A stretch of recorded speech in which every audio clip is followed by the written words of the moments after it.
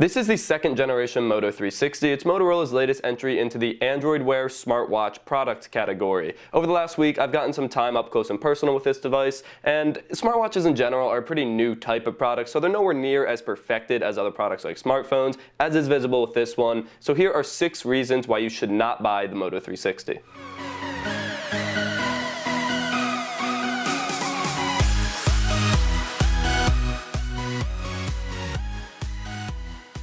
Reason number 1 is the weight.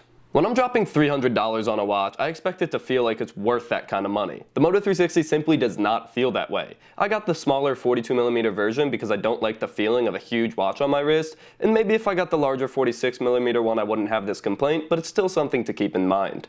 My first reaction when I saw this watch was, whoa, those materials look really premium, but then when I picked it up I went, whoa, this feels really cheap. That's just not a great first impression for a $300 timepiece.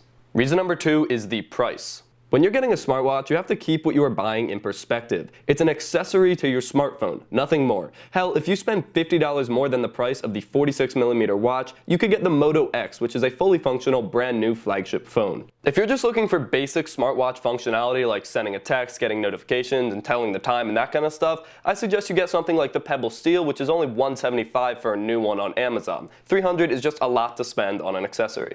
Reason number 3 is the charger. When I was using the previous generation Moto 360, I never had this problem, and I'm not exactly sure what causes it, but sometimes the watch either charges excruciatingly slow or not at all. I could fix it by fiddling with the watch in the cradle a little bit, but charging this device should be a seamless action. It makes me so mad to wake up in the morning and see that the watch is still dead because at night I forgot to put it perfectly on the cradle so it's charging. Reason number 4 is the microphone.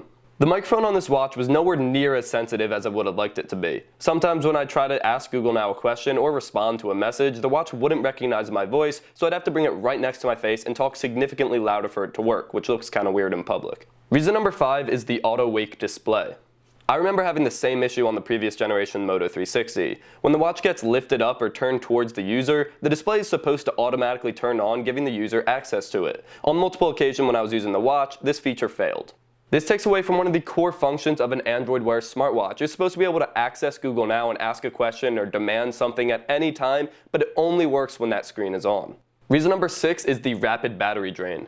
I'm not going to be able to demo this to you because it seems to happen completely randomly, but every once in a while the battery drains incredibly fast. I first noticed it when I felt the watch getting really hot around my wrist at around 9 in the morning, and I went to check it, and to my surprise, the battery was already at 30%, and it continued to drain and die at 11 o'clock that morning.